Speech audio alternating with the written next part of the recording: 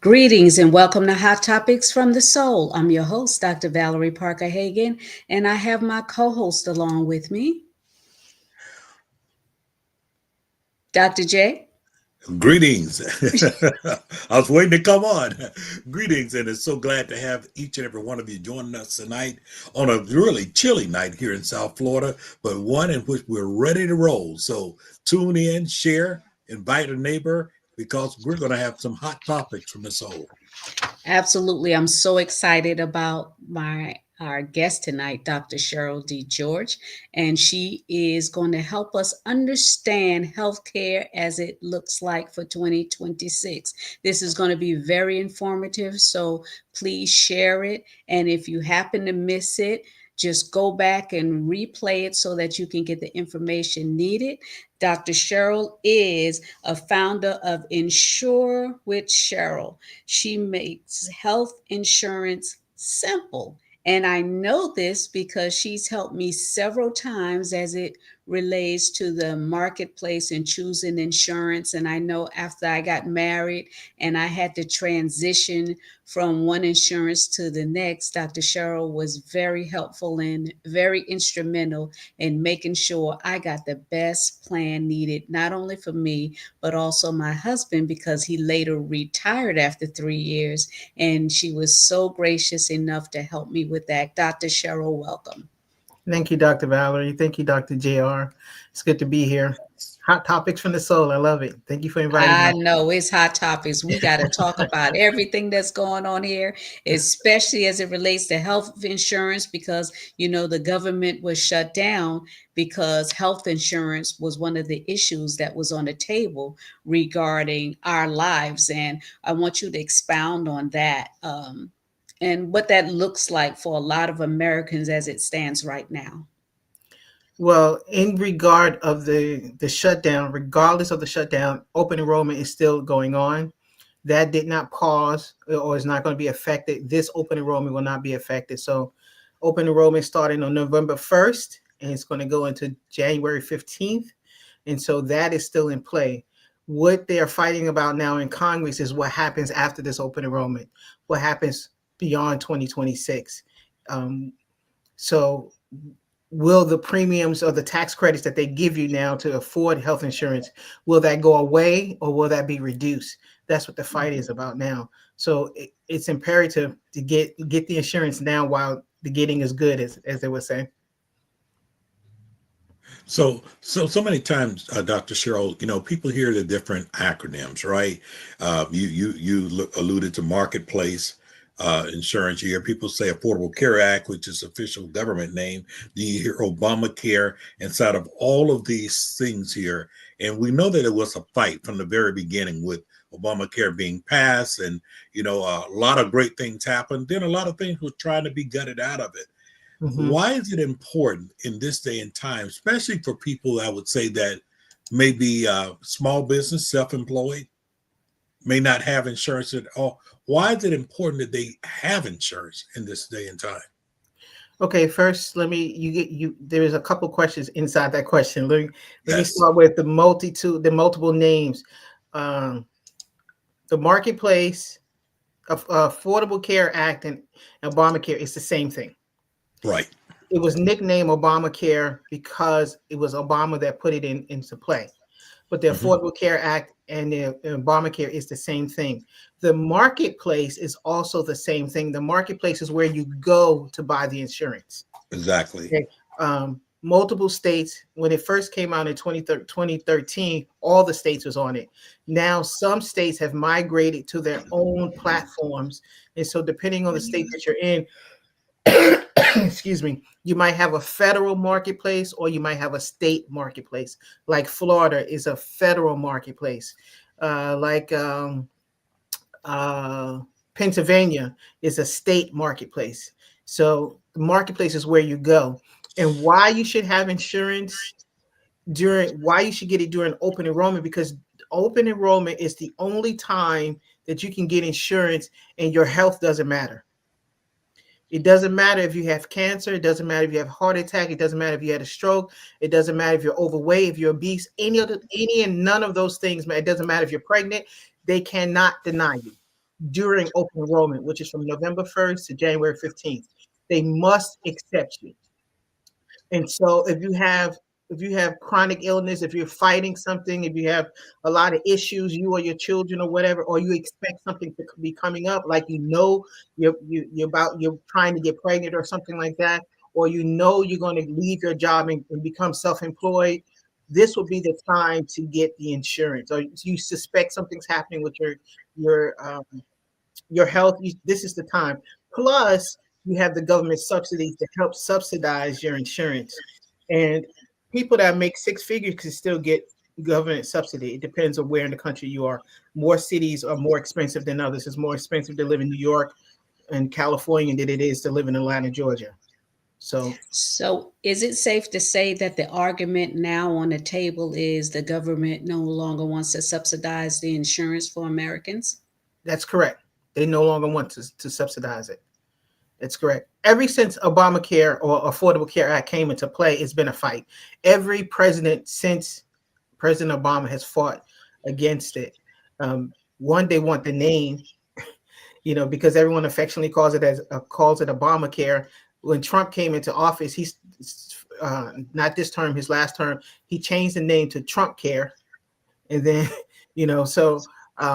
every president has fought against the subsidies. However, more Americans have been insured since the Obamacare came into place, or the Affordable Care Act, and more lives have been saved. There's people that would never have gone to the doctor that go to the doctor. There's procedures that never would have been performed. There are seniors that can't afford their medicine, or people that can't afford the medicines, like people that own diabetes, that have diabetes. Those medicines are expensive.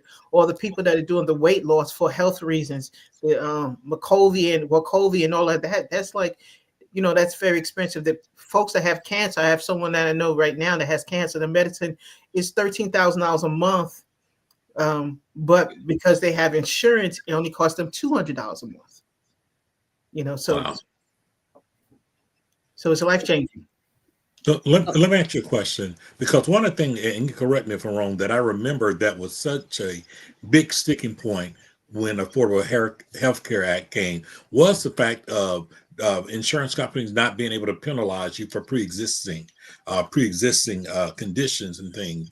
And so we're in a day and time now where there's a lot of things that are happening, and there are people who, whether they lost their job, they're self-employed, and people try to skate around not having health care and having health insurance, but there's such a domino effect, because you can have one thing that just spirals into so many other things, and you will be buried inside of medical debt.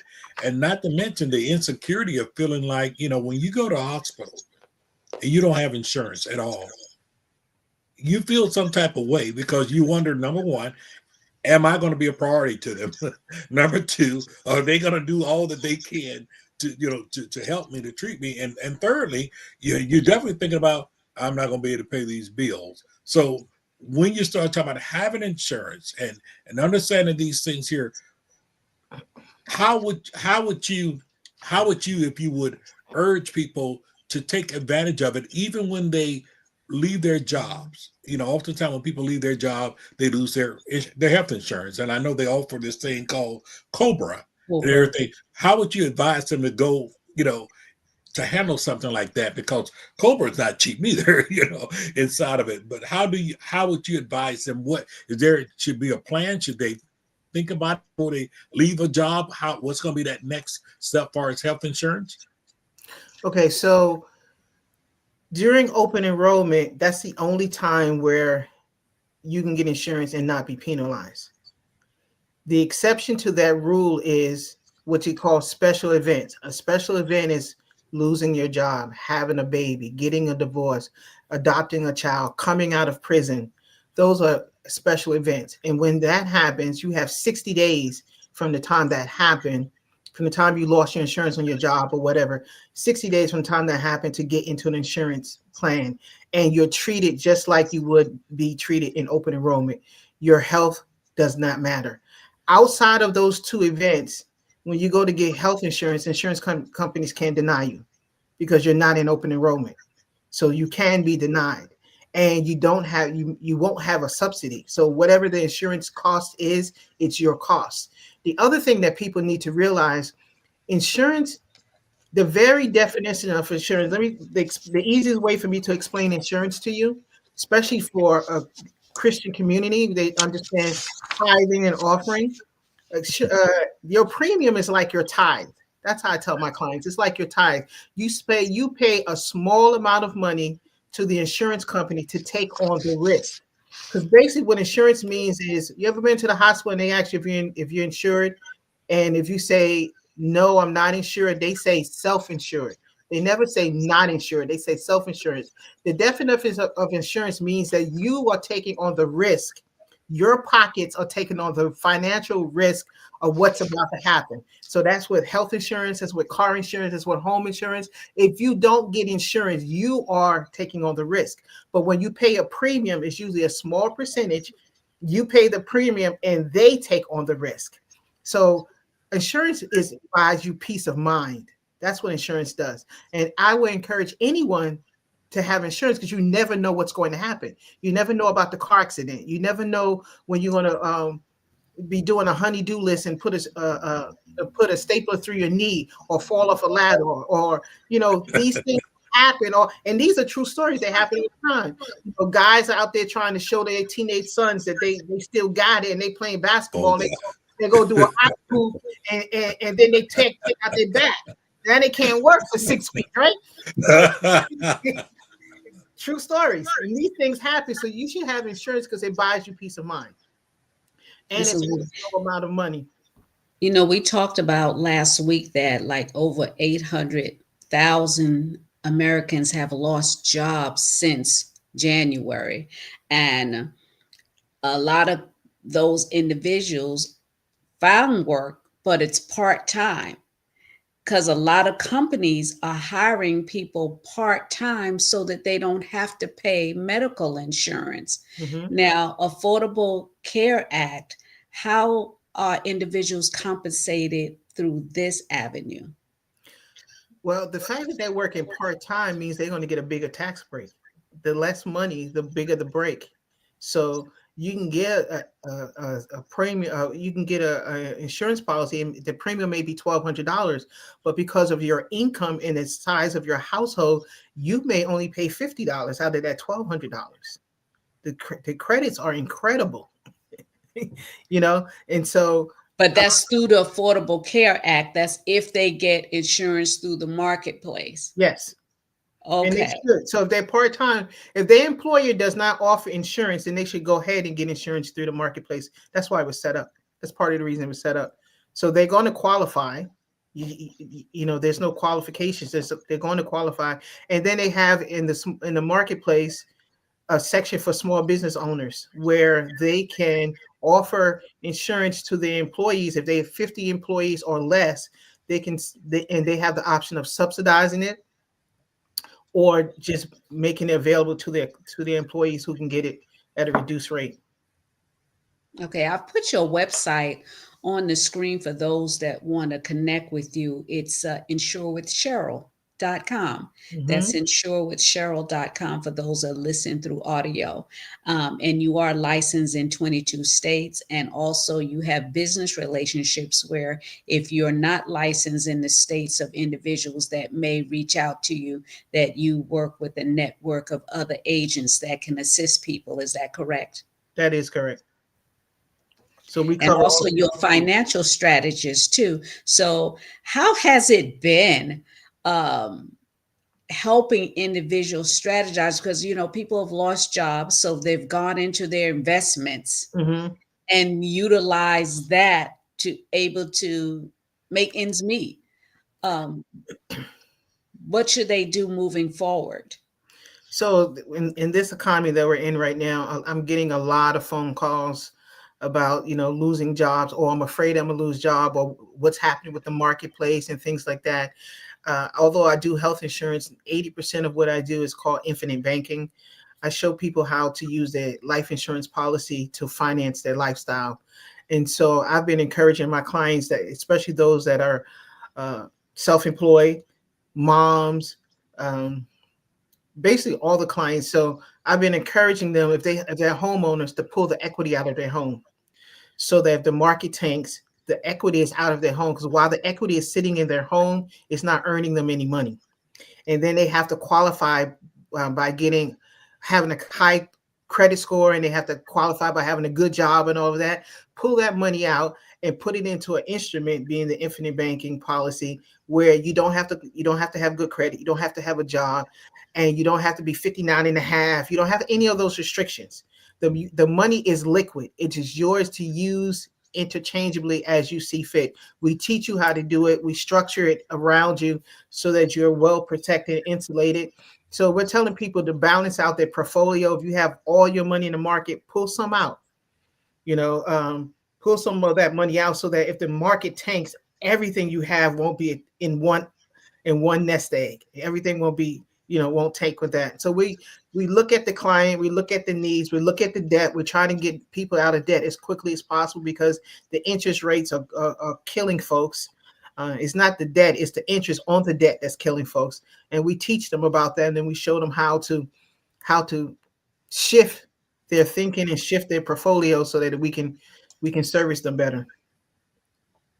Okay, so No, you're saying that individuals that have life insurance, are you talking about whole life policies? Yes. Okay.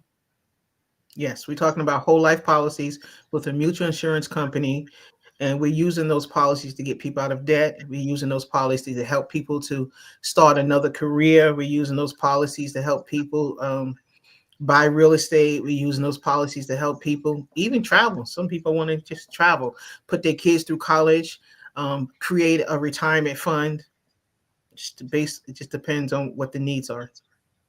let me ask you a question because I know that we've heard a lot about that type of thing, in most recent years. Uh, Many years ago, as a real 18, 19-year old, believe it or not, I sold life insurance.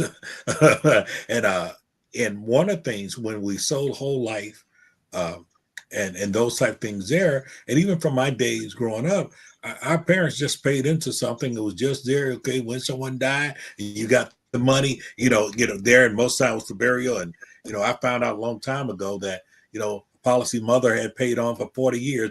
By the time when she passed, the policy was probably worth $15,000. Of course, you paid way more into it.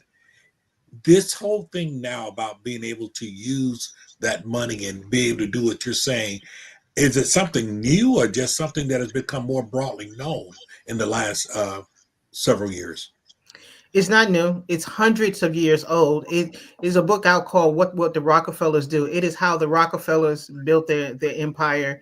It is how Ron Kroc, what's his uh the guy that brought out the McDonald brothers. That's how he used a life insurance policy.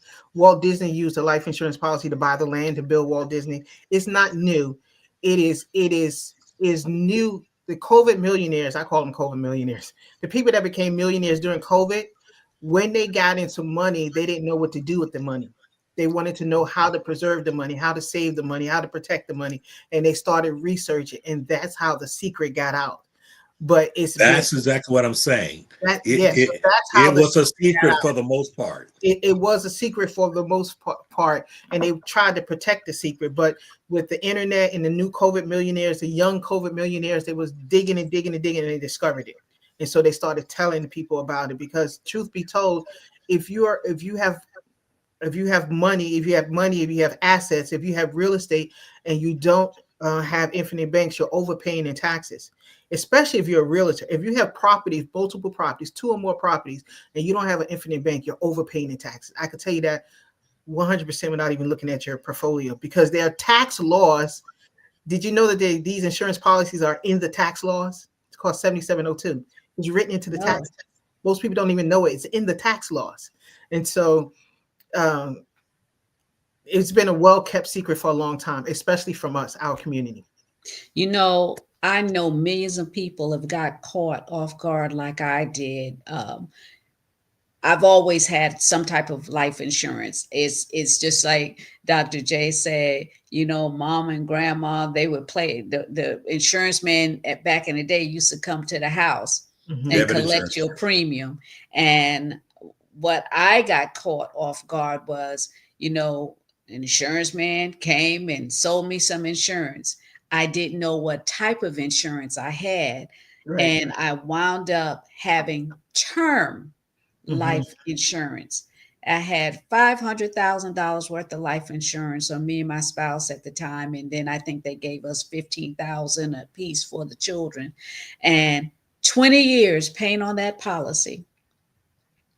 And then I got a notification saying if I want to continue this policy, it was almost $800 a month when I was actually paying 145 a quarter.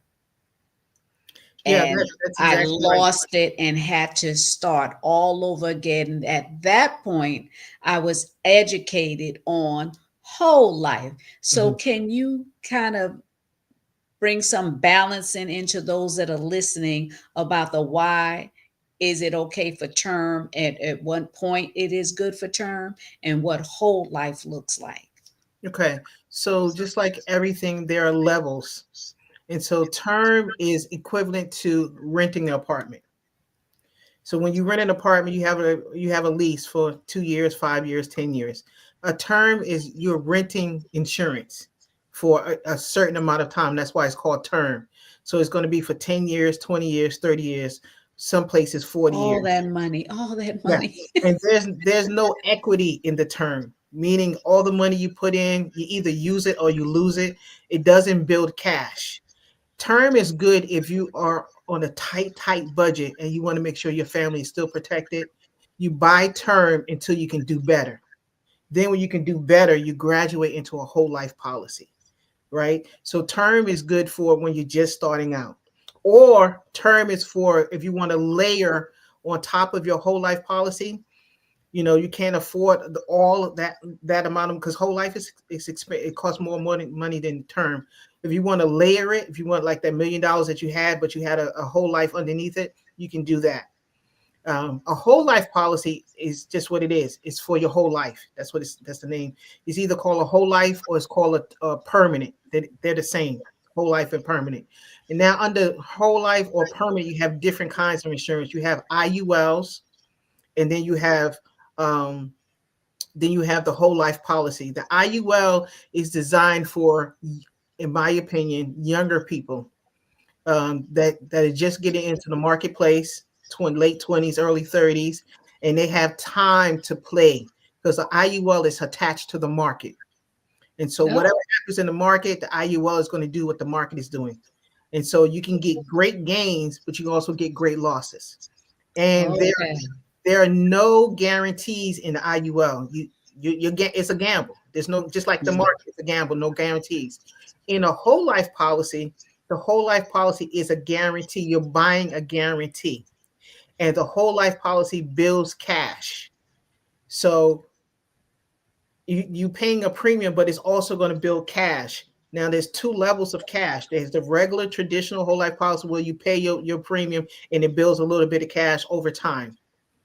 Then you have these infinite banking policies where you can overfund it. You can stuff money into it. You can pull money out of your 401k. You can pull money from your mattress. You can pull money from your home and your equity and stuff it into these policies with a limit. That we have what we call a MEC limit. The IRS does determine how much money you can put in there, and then those policies are growing and uninterrupted, meaning the money that you put in there, it never comes. I shouldn't say never comes out, but it's growing uninterrupted, and then it's compounding. So it grows much faster than the traditional whole life policy. All policies are good depending on where you're at in your life. And policies can be interchangeable. You can start with one and grow to another, or you can mix and match.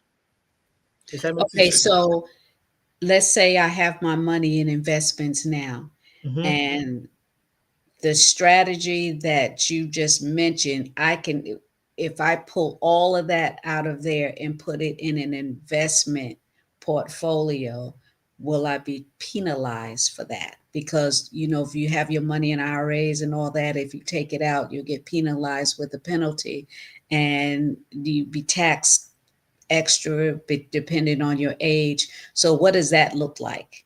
Yeah, again, like you just said, it depends on your age, and it depends. But with most investment, most IRAs and 401ks and things like that, you're going to be taxed on it anyway. So, and we don't know what tomorrow's tax is going to look like. So, if you pull it out now and you're taxed at today's dollars, and you're young enough, you can more than likely make that up over the years, whatever you paid in taxes, you can make that up.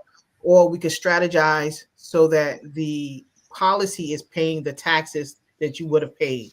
So that's really complicated for this show, but that's a way we can get it done.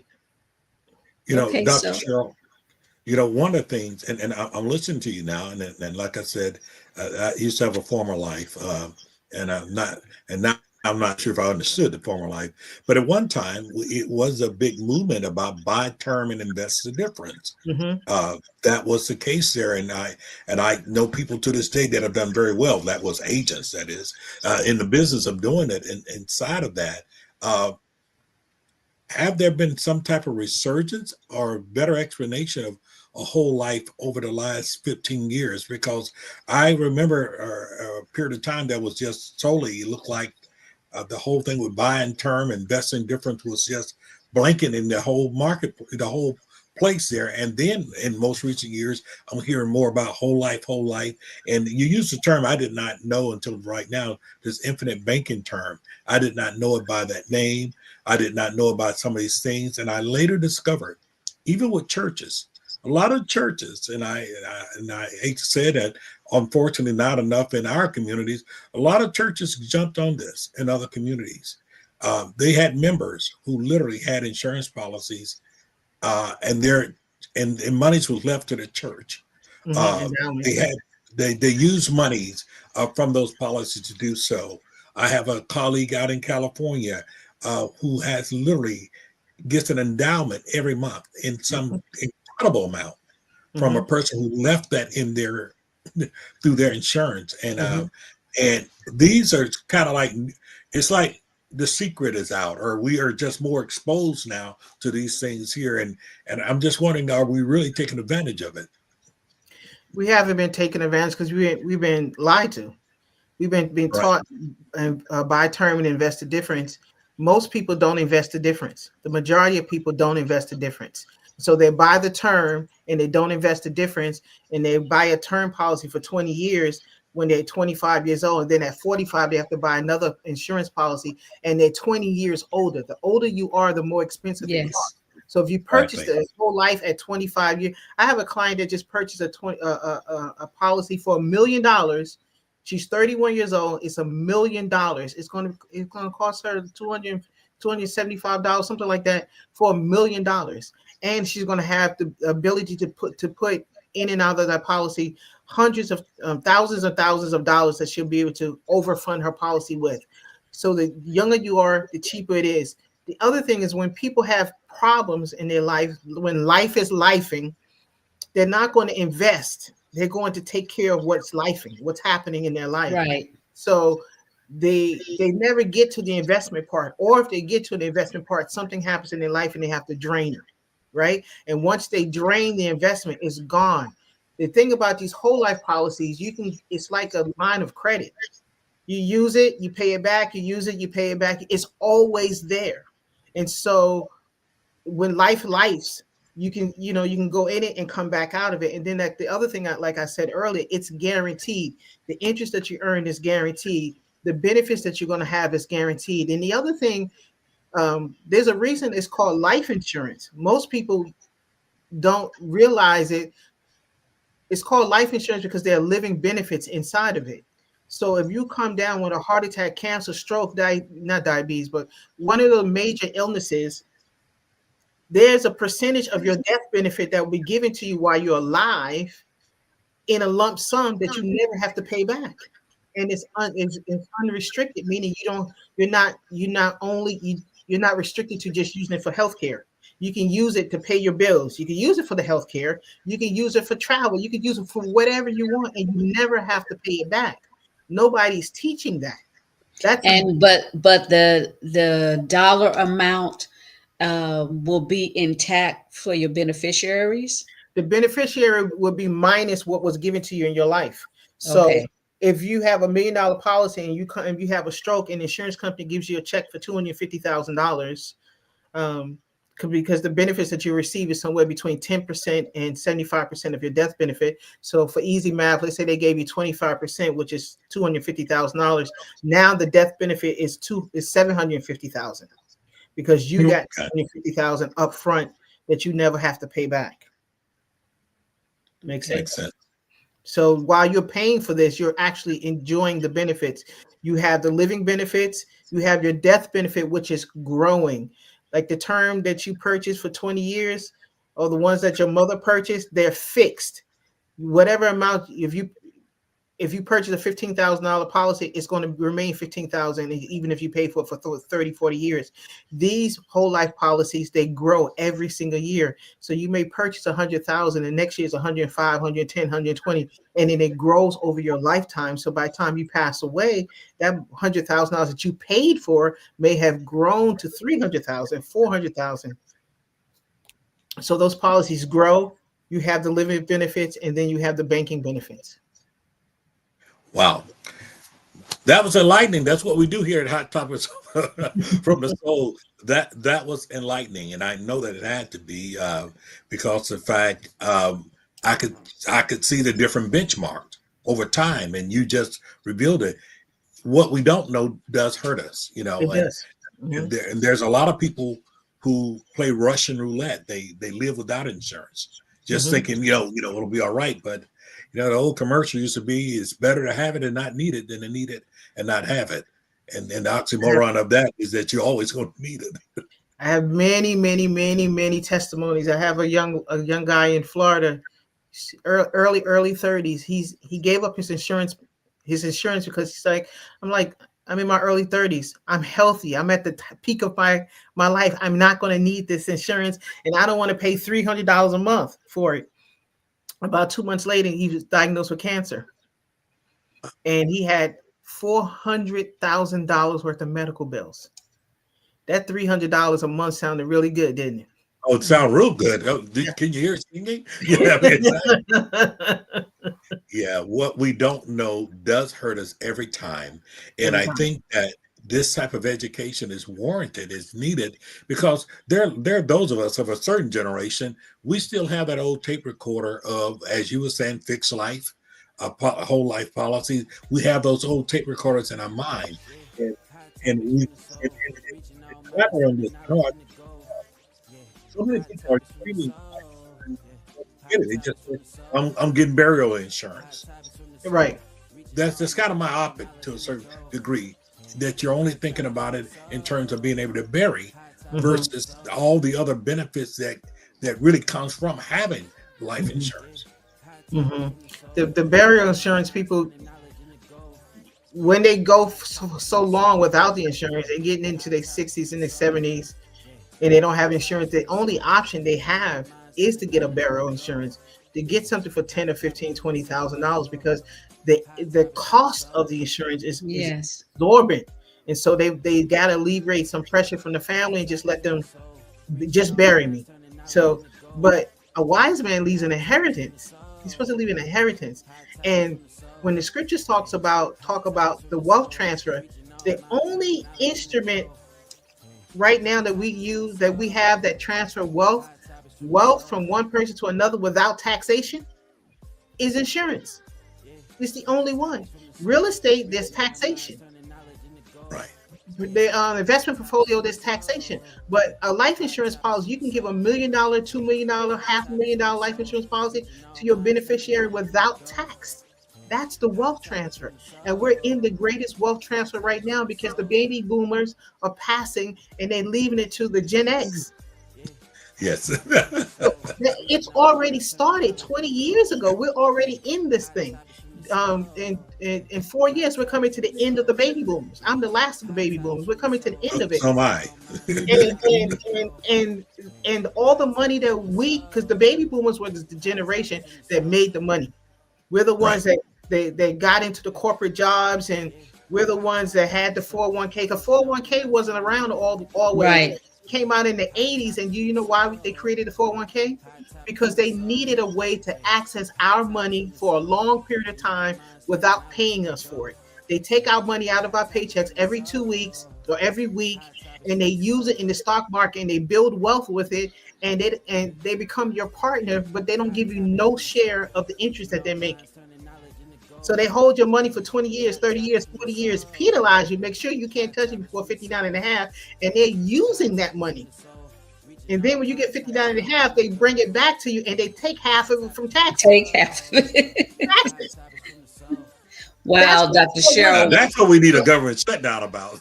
Yes, yes, yes. Dr. Cheryl, we absolutely must have you back. And those of you that are Yeah. tuning in and listening, this has been very informative.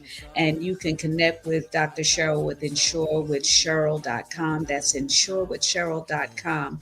And also, as we're signing off, Dr. Cheryl, one more thing I want you to talk about really quick is the deadline for those that have Medicare, Medicaid. December 15th is the deadline. So Medicaid and Medicare is in open enrollment right now as well. They started on October 15th, and it goes into December 15th. So get covered. And I think there's a second opportunity. There might be a second opportunity, but December 15th is the cutoff, so you can have a January 1st start date. Thank you so much. So, Mhm. thank you all for tuning in to Hot Topics from the Soul. And as I said, make sure you connect with Dr. Cheryl and tune in next week for another Hot Topics from the Soul. And don't forget to subscribe to Hot Topics from the Soul. Good night. Love you always. Topics from the soul, yeah. Hot topics from the soul, yeah. Hot topics from the soul, reaching all minds, turning knowledge into gold. Yeah.